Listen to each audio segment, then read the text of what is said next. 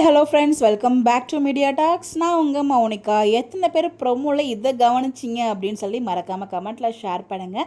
So promo 1 அப்படின்னு சொல்லிட்டு அதில் மென்ஷன் பண்ணியிருக்காங்க. அப்படின்னா கண்டிப்பாக ப்ரொமோ 2 செகண்ட் ப்ரொமோ லோடிங் ஆகிட்டுருக்கு.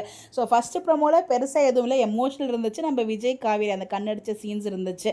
மற்றபடி கண்டினியூவேஷன் மண்டே என்ன நடக்க போகுதோ அதை ஒரு குட்டி ப்ரொமோவாக போட்டிருந்தாங்க.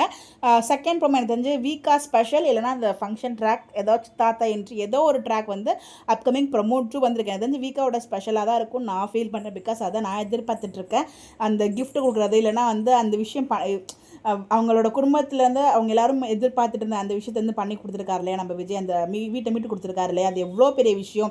ஸோ அதுக்கு நம்ம காவேரி ஏதாச்சும் ஒரு ஃபீல் பண்ணி விஜய் கிட்ட பேசுகிற மாதிரி ஏதாச்சும் ஒரு ட்ராக் காமிக்க ரெண்டு விஷயம் நடக்குங்க. ஒன்று விஜயோட கிஃப்ட் அது நடக்கும், அப்படி இல்லைன்னா விஜய் கிட்ட இந்த மாதிரி வீட்டை மீட்டு கொடுத்ததுக்காக ரொம்பவே ஹாப்பியாக ஃபீல் பண்ணி அந்த எமோஷனலாகவும் ஒரு மாதிரி லவ் கலந்த ஒரு டயலாக்ஸ் ரெண்டு பேருக்கு வீக்காக ஒரு அழகான சீன்ஸ் வரதுக்கு சான்சஸ் இருக்குது. என்னோட கெஸ். நீங்கள் என்ன நினைக்கிறீங்க? ஸோ செகண்ட் ப்ரோமோ லோட் ஆகிட்டு இருக்கு இல்லையா, அது என்னவா இருக்கும்? உங்களுடைய கருத்தை மறக்காமல் கமெண்ட்டில் பதிவு பண்ணுங்கள். அதை பற்றி நம்ம டிஸ்கஸ் பண்ணுவோம். இந்த மாதிரி அப்டேட் தெரிஞ்சுக்க நம்மளோட சேனலை ஃபாலோ பண்ணிக்கோங்க. Bye bye.